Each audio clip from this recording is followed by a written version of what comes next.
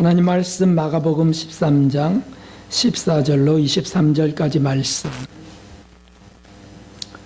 제가 봉독해 올리겠습니다. 멸망에 가증한 것이 서지 못할 것이 선 것을 보거든 읽는 자는 깨달을진저 그때 유대에 있는 자들은 산으로 도망할지어다. 지붕 위에 있는 자는 내려가지도 말고 집에 있는 무엇을 가지러 들어가지도 말며 밭에 있는 자는 겉옷을 가지러 뒤로 돌이키지 말지어다. 그날에는 아이 벤 자들과 젖 먹이는 자들에게 화가 있으리로다. 이 일이 겨울에 나지 않도록 기도하라. 이는 그 날들은 환난의 날이 되겠음이라. 하나님의 창조하신 창조부터 지금까지 이런 환난이 없었고 후에도 없으리라. 만일 주께서 그 날들을 감하지 아니하셨다면 모든 육체가 구원을 얻지 못할 것이오늘 자기의 택하신 백성을 위하여 그 날들을 감하셨느니라. 그때 사람이 너희에게 말하되 보라 그리스도가 여기 있다 보라 저기 있다 해도 믿지 말라. 거짓 그리스도들과 거짓 선지자들이 일어나서 이적과 기사를 행하여 할 수만 있으면 택하신 백성을 미혹해 하려 하리라. 함께 너희는 삼가라. 내가 모든 일을 너희에게 미리 말하였노라. 아멘. 할렐루야. 하나님의 풍성한 은혜와 지혜가 오늘 예배하시는 모든 분들 위해 임하시기를 주님의 이름으로 기원합니다. 우리 옆분들과 주님을 더 사랑하고 말세를 사는 지혜를 얻읍시다. 한번 인사하겠습니다.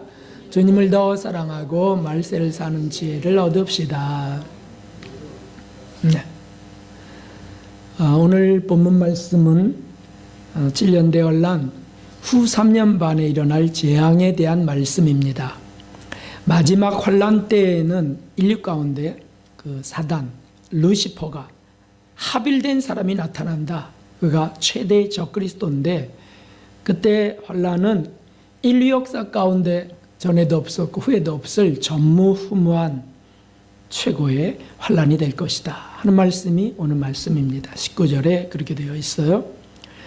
그러므로 그 날에는 어떻게 사는 것이 지혜로운 삶인가? 그리스도인으로서 이것을 주목하지 않는다면 사실은 대책 없이 사는 사람일 수 있습니다. 그 날들은 앞으로도 멀리 있을 미래의 날일까? 앞으로도 지금까지 2000년이 지나갔는데 예수님 이후에 앞으로도 2000년 더 있을 건가? 그래서 아니고 지금 이 성경적인 종말의 징조가 다 이루어져가는 진짜 마지막 때임을 우리는 먼저 알아야 되겠습니다. 그래서 말세라고 하는 게 사람들이 그저 시대마다 외쳤던 말세야 말세 요즘 젊은이들이 버릇이 없어 라고 하는 그 정도가 아니라는 거죠. 성경에서 찾아서 우리 다시 한번 확인해 보셔서 성경적인 말세다. 그것도 그 끝에 있다. 말세지만 이라는 걸 우리가 확인할 때 우리는 긴장할 수 있고 지혜를 더 구할 수 있습니다. 먼저 한번 쭉 확인해 보겠습니다. 그래서 성경적 종말의 징조가 성경에 확실한 게 4가지 나오는데 첫째는 이스라엘 민족의 고토 교환입니다. 이 마지막 때에는 이스라엘 민족이 다 옛 땅으로 돌아온다는 거죠. 그것은 에스겔 39장 28절에 기록되어 있습니다. 우리 함께 읽어보겠습니다. 전에는 내가 그들로 사로잡혀 열국에 이르게 하였거니와 후에는 내가 그들을 모아 고토로 돌아오게 하고 그 한 사람도 이방에 남기지 아니하리니 그들이 나를 여호와 자기들이 하나님인 줄 알리라. 그래서 그 이스라엘 민족이 그 각국 나라로 다 흩어져 버리는 그런 사건은 AD 70년에 일어났습니다. 그래서 이스라엘 나라가 없어졌고요. 거기에 팔레스타인들이 들어와 살았습니다. 그러다가 1948년에 독립을 하게 됐고 어떻게 1900여 년 동안 나라 없어진 그런 땅에 다시 돌아올 수가 있단 말입니까? 그건 있을 수 없는 일이에요. 그런데 그 일이 일어난 거죠. 그리고 지금 각국에서 들어오고 있습니다. 이것이 왜 마지막 때냐? 이것은 로마서 11장과 연결해서 봐야 되는데 한번 보십시오. 형제들아 너희가 스스로 지혜의 땀을 명기하여 이 비밀을 너희가 모르기를 내가 원치 아니하노니 이 비밀은 이방인의 충만한 수가 들어오기까지 이스라엘의 더러는 완악하게 된 것이라. 그래야 온 이스라엘이 구원을 얻으리라. 다시 말하면 이 두 구절을 잘 연결하면 답이 나오죠. 뭡니까? 로마서의 말씀은 이스라엘 백성이 구원되기 전에 이방인들이 다 구원된다. 이방인의 구원의 수가 충만히 찬다. 이방인이 구원되는 시대는 교회 시대잖아요. 교회 시대. 지금 이 시대란 말이죠. 그래서 전 세계에 복음이 전파되면서 구원의 역사들이 일어나고 있습니다. 이 이방인의 구원이 차면 그 다음에 이스라엘이 구원이 되는데, 이스라엘이 구원되려면 아까 말씀하신 것처럼, 아까 우리가 찾아본 것처럼 이스라엘이 옛 땅으로 돌아와야 된다 그거죠. 옛 땅으로 돌아와서 그들이 구원이 돼야 되는데 그 전에 이방인이 구원돼야 되는 거잖아요. 그래서 지금 이스라엘이 옛 땅으로 돌아오는 역사를 보니까 1948년 독립해서 이스라엘이 구원이 가깝구나. 그 뜻은 이방인의 구원은 끝나간다는 거죠. 이방인의 구원이 끝나간다는 거, 그건 교회 시대가 끝나간다는 거예요. 교회 시대가 끝나면 그 다음에는 무엇이 있습니까? 그러면 대환란이 시작되는 거예요. 교회 시대가 끝나면 대환란이 오는 거니까. 그러므로 예수님의 재림은 코앞에 있습니다. 이스라엘이 독립된 역사, 기적의 역사지요. 그리고 돌아오고 있는 것이 그것을 예고하고 있다. 이것처럼 선명한 말세의 징조가 없지요. 그 다음에 두 번째로는 만국의 복음이 전파되는 것입니다.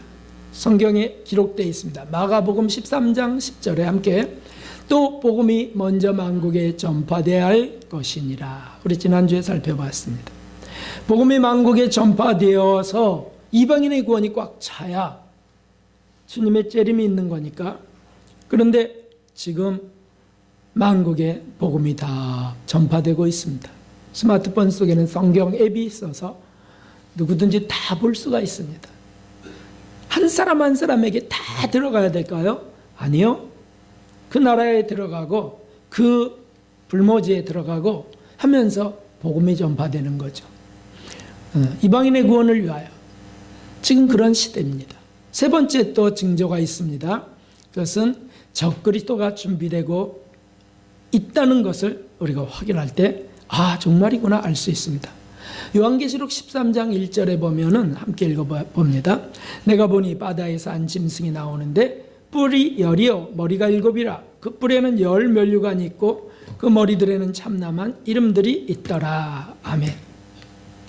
이 계시록 13장의 말씀은 후 3년 반의 말씀인데 대환란 후 3년 반 때 등장할 적그리스도에 대한 말씀입니다. 여기 보면 7머리 10뿔 짐승이 바다, 세상이라는 거예요. 세상에서 이 7머리 10뿔 짐승이 나오는데 이가 적그리스도다. 적그리스도. 그런데 이 7머리라는 거는 7번이나 이스라엘 예루살렘을 정복했던 세력을 말하는 것이죠. 그래서 역사를 뒤적여보면 아수르서부터 시작돼요. 아수르, 애굽, 바벨론, 메다페사, 헬라, 로마까지 예루살렘을 점령했죠. 그리고 이제 한 나라가 남았다.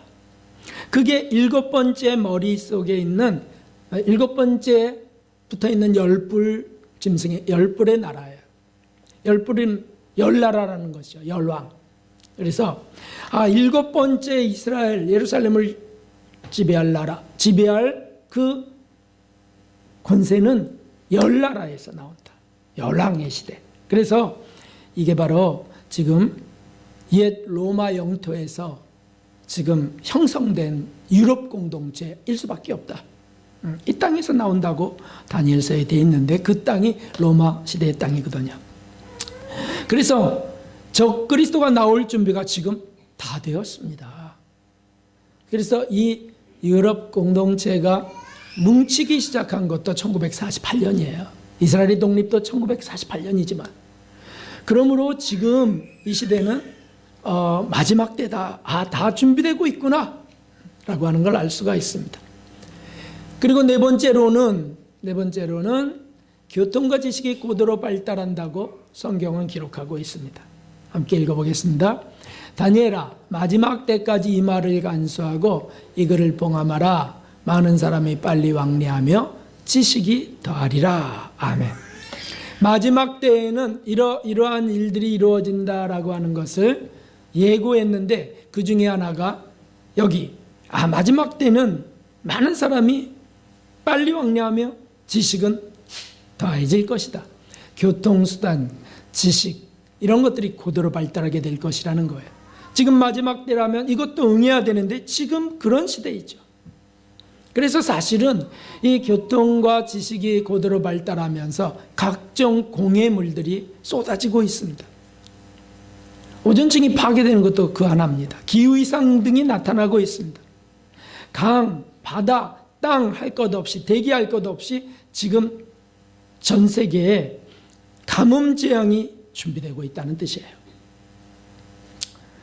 그것이 바로 대환란 전 3년 반 때 일어날 첫째에서 넷째 나팔까지 있는 가뭄 재앙입니다. 지금부터 준비되고 있다는 것이에요.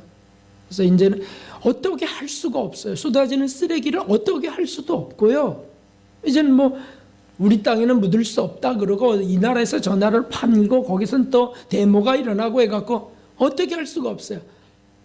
한 군데 남아 있습니다. 그게 어디냐면 바닷속입니다.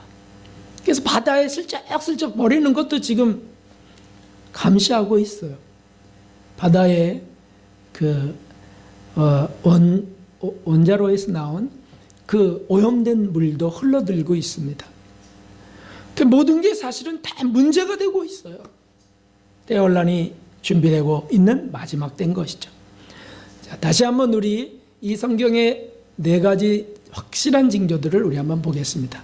이스라엘 민족의 고토기 위한 복음이 만국에 전파되는 것, 적그리스도가 준비되고 있는 것, 교통과 지식이 고도로 발달되는 성경에 분명히 나와 있는 이 말세 지말인 것입니다.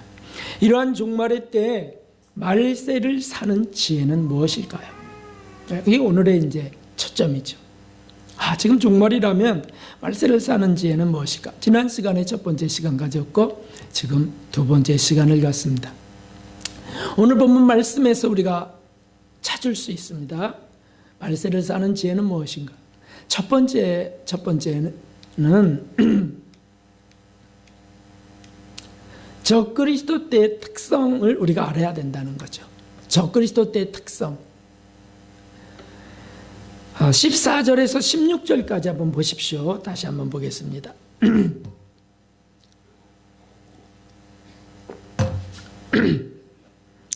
멸망에 가증한 것이 서지 못할 곳에 선 것을 보거든.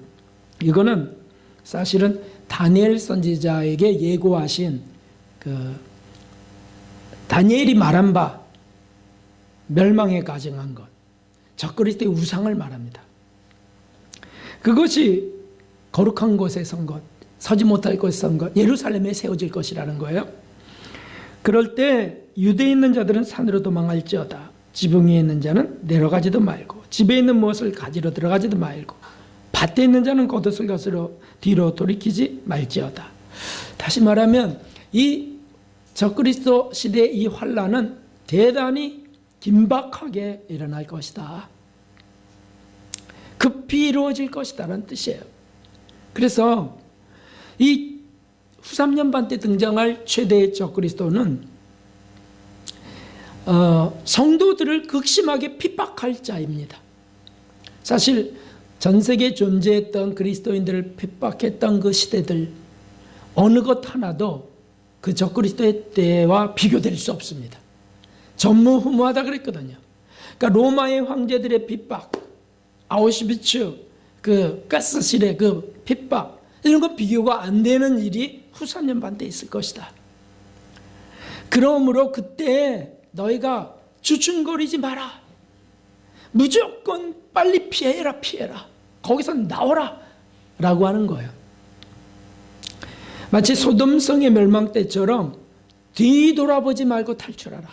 뒤돌아봤다가 롯의 처처럼 망할 수 있다. 그러니까 미련을 갖지 말라는 거야. 미련을 갖지 말라. 세상 정욕이나 내가 갖고 있었던 소유 이런 것들 빨리 놓고 탈출하라. 피신하라. 거기에 미련을 가졌다가는 묶여버리고 만다는 것이죠. 그렇습니다, 여러분. 아무것도 아쉬워하지 말라. 예수님을 붙들어야 된다. 그 밖의 것은 다 아쉬워하지 말라. 또 두려워하지도 말라. 주님만 의지하라. 그래서 이 마지막 때에는 불의함이나 특별히 세상 정욕으로 우리에게 얽어매려고 다가올 때 미련 없이 긴급히 떠나라는 겁니다.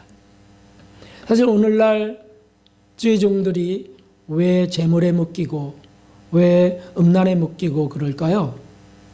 이런 긴박성을 안 가져서 그렇다는 거죠. 큰일 난다 이거. 나 죽는다. 이렇게 한 번 쓱 아니야 나 죽어. 하나님의 심판이 너무 엄미한 하나님의 심판이 있음을 막 긴장 가운데 두려움 가운데 갖고 있어야 되는데 그렇지 않다는 거죠. 주의 종들 뿐입니까? 그리스도인들 마찬가지죠. 그래도 저거 아까운데 이렇게 해서는 안 된다는 거죠. 미련 없이 떠나라 그런 거라면 말이죠. 그리고 정말 그날에는 우리가 어디에 있든지 어디에 산지 아파트건 단독주택이건 거기서 나와야 된다는 거죠. 왜냐하면 그거 유지하려고 하다 표받게 되고요. 결국 다 빼앗겨 버릴 것들이에요. 그거 아까워해서는 안 된다. 적그리스도 표를 받을 수 없죠. 멸망으로 가는 길을 걸을 수 없습니다. 그러므로 속히 돌이키라. 지붕에 있는 자 집 안으로 뭐 가질러 들어가지도 말고 빨리 피하라. 긴급하게 이루어질 심판에 대한 말씀입니다. 또 이 적그리스도 때의 특성 두 번째는 이적과 기사의 미혹성입니다. 오늘 말씀에 있습니다. 22절에 되어 있어요. 할 수만 있다면 택하신 백성들을 미혹해 하리라. 그렇게 말씀하고 계세요. 뭘로 미혹합니까? 이적과 기사로. 사실 그 이적과 기사는 사람들을 현혹할 때 가장 좋은 소재입니다. 사람들의 마음을 사로잡을 때 기적은 그보다 좋은 재료가 없죠. 왜냐하면 사람들은 연약함들이 항상 있어서 자기보다 아주 강한 것, 웅장한 것, 거대한 것을 찾아 의지하려고 하는 속성이 있습니다. 그래서 뭐 큰 돌, 뭐 큰 산 이런 것들 앞에 사람들은 종교성을 갖는 거잖아요. 거기에.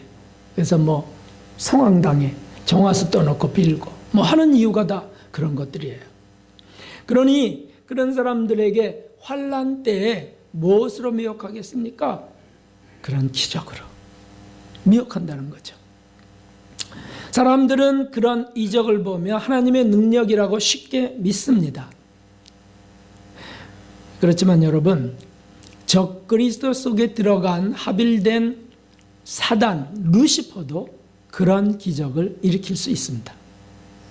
하나님만 일으키는 게 아니에요. 사단도 일으킬 수 있다는 거죠. 얼마든지요. 그래서 무당의 신내림 굿 하는 거 보면 그거 놀랍지 않아요? 어떻게 발도 안 빕니까? 어떻게 불 속에도 지나갑니까? 사단도 할 수 있다. 사단도. 많은 그리스도인들은 그런 현상을 보면서 미혹됩니다. 이거 오늘날에도 이것은 쉽게 찾아볼 수 있습니다. 누가 신기한 기적을 행하면 그를 무조건 신령한 하나님의 종이라고 믿습니다. 누군가 능력을 크게 행하면 하나님이 함께 하셔야만 저런 일이 되지. 어떻게 저게 그냥 일어나겠어. 저 사람이 능력의 종이 확실해. 신실한 하나님의 사역자야. 이렇게 믿어진다니까요. 초제한적 능력이 나타나면요. 그래서 할 수만 있다면 택하신 백성을 미혹해 하리라 라고 하신 겁니다. 그리스도인들 눈에 보이는 그 기적, 그러면 자연스럽게 하나님과 연결합니다. 기적은 하나님의 것이야. 사랑하는 성도 여러분, 우리 정말 분별해야 되겠습니다. 사단도 일으킬 수 있다는 걸 가지셔야 됩니다. 특별히 나의 절박한 문제가 누군가의 능력으로 해결되면 무조건 믿기 쉽습니다. 그게 뭐냐면 분별력을 잃는 맹신이에요. 맹신. 그래서 이단에 빠지고요, 사단에 빠집니다. 미혹의 영이라는 것이죠. 그래서 우리가 이거 정말 잘 분별해야 되겠습니다. 그래서 이제 그렇다면 이 그리스도인들이 말세에 어떤 지혜, 이런 때에 어떤 지혜를 얻어야 되느냐? 미혹을 발견할 수 있는, 분별할 수 있는, 경계할 수 있는 것을 받아야 된다라고 하는 뜻이죠. 사실 우리가 이 미혹에서 분별력을 갖고 거기에 빠지지 않을 수 있는 것은 하나밖에 없어요. 하나밖에. 많은 책도 아닙니다요. 학문도 아닙니다.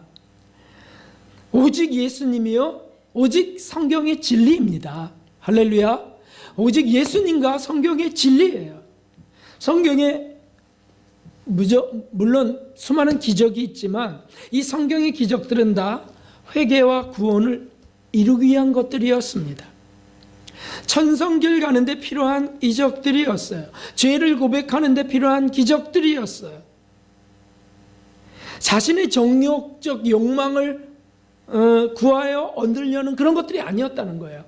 하나님이 기적을 행하실 때는 반드시 구원과 회개나 이런 것과 연결하신 것이었어요. 적그리스도는 그렇지 않습니다. 무조건 우리의 욕망을 충족시켜주는 기적을 나타냅니다. 그래서 기복신앙의 총수가 적그리스도예요. 기복신앙의 총수. 지금 일어나는 모든 이단 교주들은 조물애기들이라고 말할 수 있습니다. 적그리스도 조물애기들. 그래도 대단하죠. 지금 그 세력들이. 근데 조물애기란 말이죠. 이 후삼년만 때 일어날 적그리스도는 왕이에요. 그들의 왕. 그러니까 얼마나 기가 막힌 기적들이 일어나겠어요? 그것을 경계하라. 어떻게 경계해야 되겠습니까? 어떻게 분별해야 되겠습니까? 또 보셔야 됩니다. 또 성경을 보셔야 됩니다. 자, 보십시오. 함께 읽어보겠습니다. 마태복음 7장 22절. 그날에 많은 사람이 나더러 이르되 주여 주여 우리가 주의 이름으로 선지자 노릇하며 주의 이름으로 귀신을 쫓아내며 주의 이름으로 많은 권능을 행치 아니하였까 하리니 그때 내가 저에게 밝히 말하되 내가 너희를 도무지 알지 못하니 불법을 행하는 자들은 내게서 떠나가라 하리라. 아멘. 그렇습니다. 누군가 이런 기적과 이적과 기사를 행한다면 그가 불법을 행하는지 아닌지 확인해야 된다는 거예요. 불법을 행한다는 것은 하나님의 말씀을 따라 사는지 아닌지, 바로 그겁니다. 하나님의 말씀을 따라 사는지 아닌지 확인해 봐야 된다. 그러니까 덜커덕 믿지 말고 저분 참 인격도 훌륭하고 뭐 어쩌고저쩌고 해도 확인해 봐야 돼요. 확인할 때까지 마음을 쏟아서는 안 된다는 거죠. 어떤 겁니까? 하나님의 말씀을 따라 사는 것. 정과 욕을 십자가에 못 박으면서 자기를 부인하면서 주님을 쫓는 자인지 아닌지 확인해 보라는 거예요. 확인.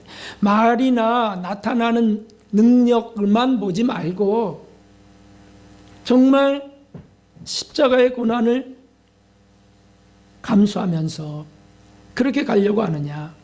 그렇지 않으면 불법을 행하는 자가 되는 거죠. 그를 따르는 자들도 마찬가지입니다. 귀신 축사 은사를 받은 사람들은 주변에 항상 귀신 들린 사람들이 모여들 수밖에 없죠. 사람들이 데리고 오죠. 그런데 그 귀신을 쫓아내려면 어느 때는 또 잘 나가고 어느 때는 또 안 나가요. 더 센 귀신들은 안 나가지 않습니까? 그렇다면은 귀신을 쫓으려고 이제 인간적인 방법들이 동원되는데 그 중에 하나가 안찰이고요. 뭐 안찰이 다 나쁘다는 게 아니에요. 근데 멍들도록 때리고 결국에는 죽기도 하고, 이런 아주 두려운 암살들도 있고요. 그 다음에 동일하게 귀신 축사하는 사람들에게 동일하게 있는 공통점 중에 하나가 뭐냐면 욕하는 겁니다. 욕. 그래서 귀신은 더러운 영이기 때문에 이건 더럽게 대해야 돼 라고 해서 쌍욕을 합니다. 쌍욕, 상스러운 욕들을 합니다. 그래서 귀신이 더러워서 나간다는 거예요. 그러니 얼마나 귀신도 더러워할 정도로 더럽겠습니까? 그래서 그렇게 쫓아내면서 욕을 하고 성질을 내고요. 그런 사람들은 탈진해지기 때문에 보상 심리를 갖고 요구하는 게 있어요. 그게 뭐냐면 좋은 음식과 수고비들을 요구합니다. 돈을 받는 거죠. 근데 그것을 보고 자기 은혜 받았다, 나도 귀신이 나가서 나도 저 은사 받고 싶어 해서 그 은사를 구하면 똑같이 불법을 행하는 자의 길로 갑니다. 본 것대로 하는 거죠. 그래서 그 단체는 다 살기가 등등이에요. 귀신 쫓는 자를 보면 다 살기가 등등합니다. 뭔가 대단히 강해요. 억세고요. 쉽게 욕이 나오면 쉽게. 그것이 불법이라는 거죠. 예수님은 그렇게 안 하셨다. 이렇게 분별해야 되는데, 능력이잖아. 귀신이 나갔잖아. 우리 딸이 귀신에서 벗어났잖아. 여기에 매여버리는 겁니다. 그런 미혹을 경계해야 된다는 거죠. 진리로 분별해야 됩니다. 열매로 확인해 보아야 됩니다. 열매로. 그 길을 가는지, 정말 전과 약을 십자가에 못 박고 성령의 열매를 맺혀져 가려고 하는지, 그 중에 정말 자신의 잘못을 고백할 수 있는지, 정말 이런 것들을 잘 보셔야 돼요. 대부분 자신의 잘못을 고백하고 회개하는 일들은 대단히 현저히 줄어들고요, 능력을 구하는 것은 커집니다. 목청과 소리야 이런 것들은, 눈빛은 살기 이런 것들은 커지고요, 겸손하고 회개하며 흘리는 눈물은 점점 더 줄어들어요. 그러면 불법을 행하는 길로 가고 있는 겁니다. 분별해야 된다는 뜻이죠. 이거를 경계하라, 이거를. 기적에 눈멀지 마라. 이게 마지막 때의 지혜입니다. 마지막으로 두 번째, 그리스도인들의 두 번째 지혜는 20절을 한번 보십시오. 20절. 만일 주께서 그 날들을 감하지 아니하셨다면 모든 육체가 구원을 얻지 못할 것이거늘 자기의 택하신 백성을 위해 그 날들을 감하셨느니라. 아멘. 하나님께서 그 때와 기한을 정하셨어도 너무 견딜 수 없기 때문에 그 날들을 감하시는 하나님이시다. 그게 뭐냐면 하나님의 긍휼이십니다. 긍휼. 전무후무한 하나님 이 대환란의 시간도 단축될 수 있도록 긍휼을 구하라 말씀하고 계신 겁니다. 그러니까 우리 그리스도인들의 지혜 속에 어떤 것이 있어야 되냐면 하나님의 긍휼을 구하는 마음. 다른 것에서 막 정보 찾고 막 정신없이 그러지 말고 하나님의 긍휼을 구하는 마음이 지혜예요. 지혜.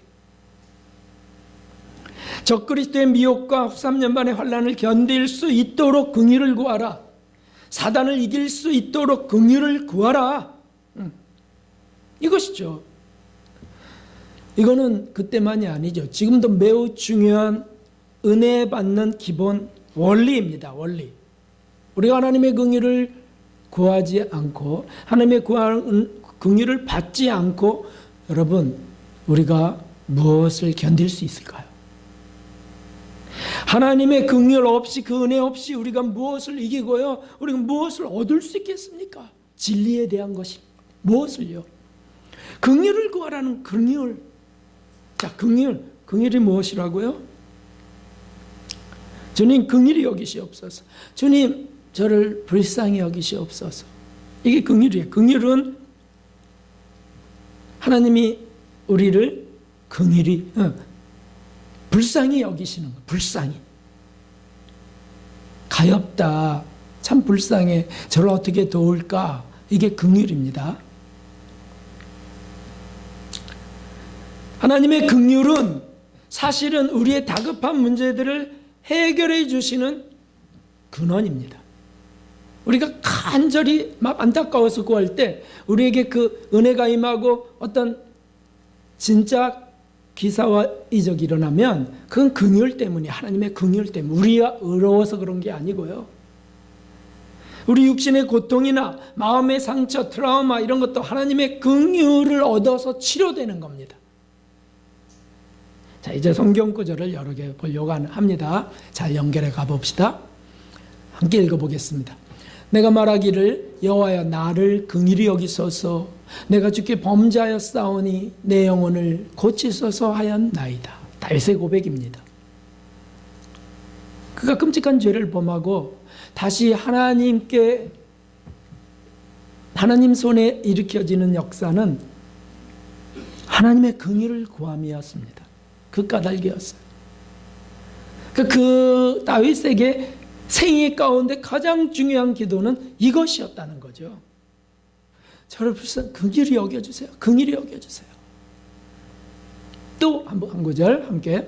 여호와여 내가 수척하였사오니 긍휼히 여기소서. 여호와여 나의 뼈가 떨려오니 나를 고치소서. 우리가 병들고 또 정말 핍절할 때, 핍절이라 그러죠.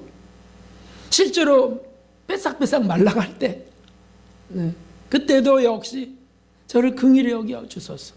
그래서 사실 금식하면서 드리는 기도가 응답이 빠른 이유가 거기에 있는 겁니다. 주님이 보실 때 너무 불쌍한 거예요, 꼴이. 아니, 살이 많아서 살 빼는 거 그런 거 말고 주님 앞에 자기 죄를 고백하면서 자기의 부족한 삶을 고백하면서, 그러니까 입맛도 없고요, 식음도 전폐하고요, 큰 죄를 저지르면 식음도 전폐하고요 해서 막 하나님께 간구해요. 그래서 금식 기도는 능력의 기도라고 하는 이유가 여기에 있습니다. 금식하는 사람의 굳은 의지 때문이 아니에요. 그를 불쌍히 보시는 하나님의 긍휼 때문입니다. 그러니까 하나님께 불쌍히 보일 수 있는 사람은 긍휼을 받습니다. 어떻게 하나님께 불쌍히 보입니까?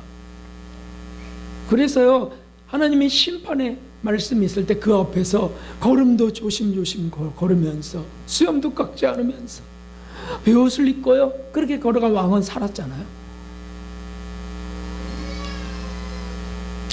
이 긍휼은 불쌍히 여기심입니다. 불쌍히 여기심. 사랑과 자비의 하나님은 우리 죄인들을 그 상처와 과거 트라우마로 고통하는 연약한 인생을 불쌍히 여기시는 분이십니다. 주님께 가까이 나오는 사람들, 왜 가까이 나갈까요? 하나님, 제가 이 문제를 어떻게 할 수 없습니다. 하나님, 저는 죄인입니다. 하나님, 저는 어떻게 살아야 될지 모르겠어요. 막막합니다. 그래서 이것저것 다 해본 자들이, 자기 의지와 지식으로 다 해본 자들이 손들고 나오는 게 바로 하나님께 나가는 거잖아요. 그렇게 나갈 때 주님이 불쌍히 여기시며 역사하시는 거죠. 그래서요, 자, 이 확실한 구절을 봅시다.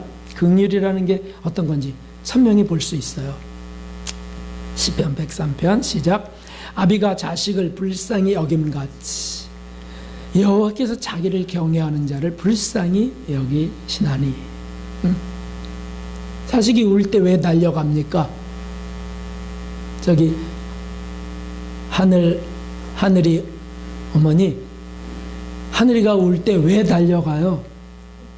그가 울 때 왜 옆에서 같이 눈물을 흘려요? 불쌍해서. 저거 어쩔지 모르겠어요. 그래서 살펴보다 보면 기저귀를 또 안 갈아내라든지 배가 고프구나라든지 헤아려 본다는 거죠. 우리 하나님은요, 그런 거와 비교도 안 되세요. 그분의 사랑과 긍휼은. 그러니까 우리가 하나님 앞에요, 아이처럼, 저 하늘이처럼 그렇게 울어야 된다는 거죠. 그러면 긍휼이 임하는 거, 긍휼이. 잠언 28장도 보겠습니다. 자기의 죄를 숨기는 자는 형통치 못하나 죄를 자복하고 버리는 자는 불쌍히 여김을 받으리라. 아멘. 누가 죄를 짓고도 자존심 때문에 그걸 고백도 안 하고요,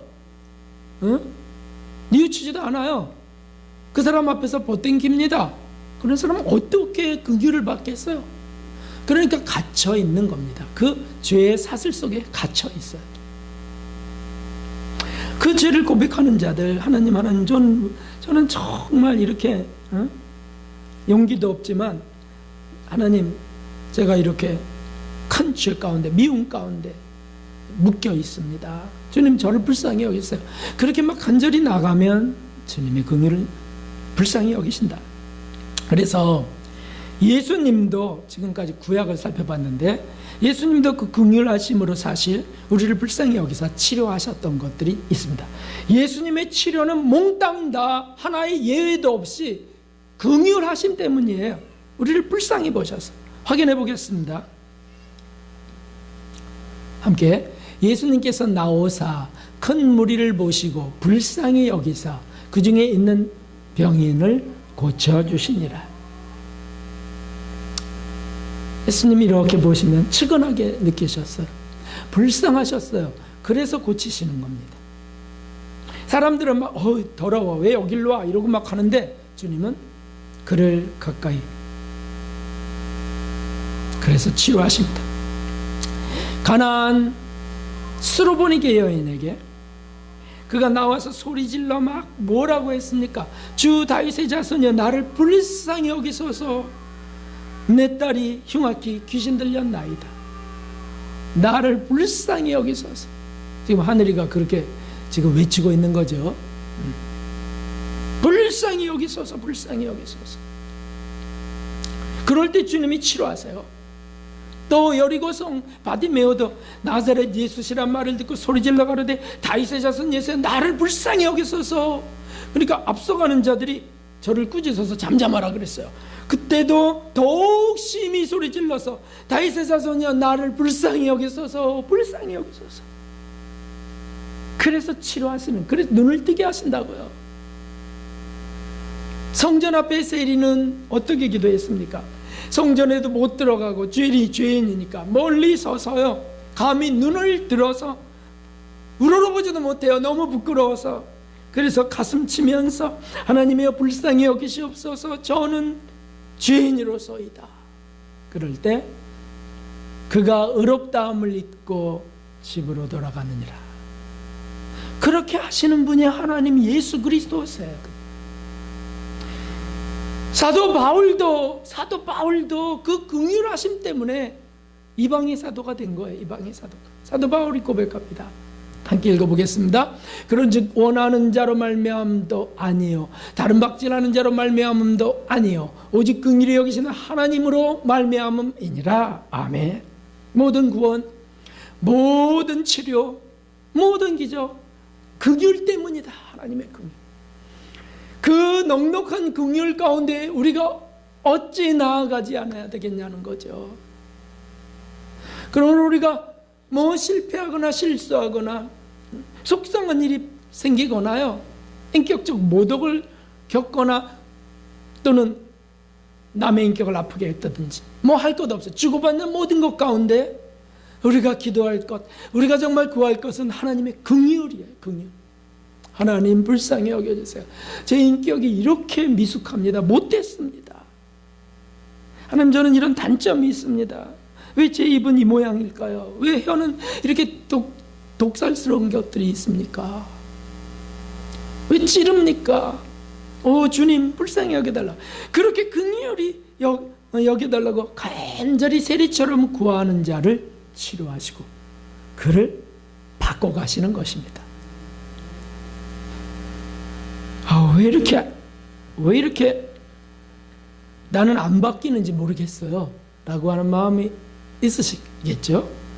저도 그런 게 있어요. 그러면 답은 하나죠. 능력이 없어서가 아니잖아요. 주님이 전능하신데 왜 이렇게 안 바뀌죠? 내가 그렇게 간절히 긍휼을 구하지 않아서입니다. 집요하게 간절히 막 물속에 빠진 자가 막 그 숨을 쉬려고 허우적거리듯이 간절히 하나님 정말 저를 불쌍히 여기셔서 전 정말 못돼 먹은 자입니다. 어떻게 이렇게 계속 반복하여 이런 죄를 범합니까? 막 간절히 그 긍휼을 구하는 게 약하면 약할수록 임하는 것이 약할 수밖에 없죠. 그러니까 나 왜 이렇게 안 변하는지 모르겠어요 라고 할 필요 없어요. 하나님 능력이 없는 분이 아니신데 내가 그렇게 구하지 않았구나. 내가 그렇게 구해갈 때 하나님은 우리를 치료하시고 우리를 바꾸시는 사랑과 긍휼의 하나님이신 줄 믿습니다. 이것이 말세를 사는 지혜입니다. 뭐 놀랍고 요란한 아주 깊은 어떤 비밀 같으세요? 아니요. 우리가 늘 접해오던 것이었어요. 그러나 좀 등하니 말세에는요 더 말할 것 없습니다. 아주 절절하게 구해야 됩니다. 그렇죠. 말세를 사는 지혜는 특별한 것이 아닙니다. 미혹을 경계하는 겁니다. 내 눈에 속지 말아야지. 저 사건에 속지 말아야지. 불법인지 아닌지 봐야지. 열매인지 없는지 봐야지. 이렇게 말이죠. 두 번째는 주님의 긍휼을 구하는 겁니다. 긍휼. 이보다 더 안전한 길이 없습니다. 하나님 저를 불쌍히 여겨달라고. 이게 입에 붙어야 되죠. 붙어야 됩니다. 사건만 터지면 부딪힘만 있으면 얼른 주님 저를 불쌍히 여겨주소서. 그게 미제레를 숨 쉬듯이 했던 그 성인들의 고백이잖아요. 또 부딪힌 게 있어요. 또 마음에 뭐 어떤 감지된 게 있어요. 서운합니다. 또 속상합니다. 그러면 즉각적으로 말이죠. 주님 저를 불쌍히 여겨주세요. A씨 이런 게 나왔으면 주님 저를 불쌍히 여겨주세요.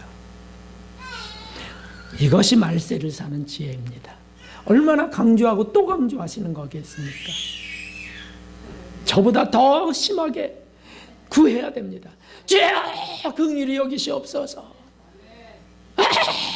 긍휼히 여겨주시옵소서. 이렇게 구하셔서 말세의 지혜를 얻으시고 안전한 정말 전성길 끝까지 가시는 저와 여러분 되시기를 주님의 이름으로 축원합니다. 우리 164장 부르고 우리 이 시대를 놓고 교회들을 놓고 또 우리 교회를 놓고 우리 자신들과 가정들을 놓고 기도합시다.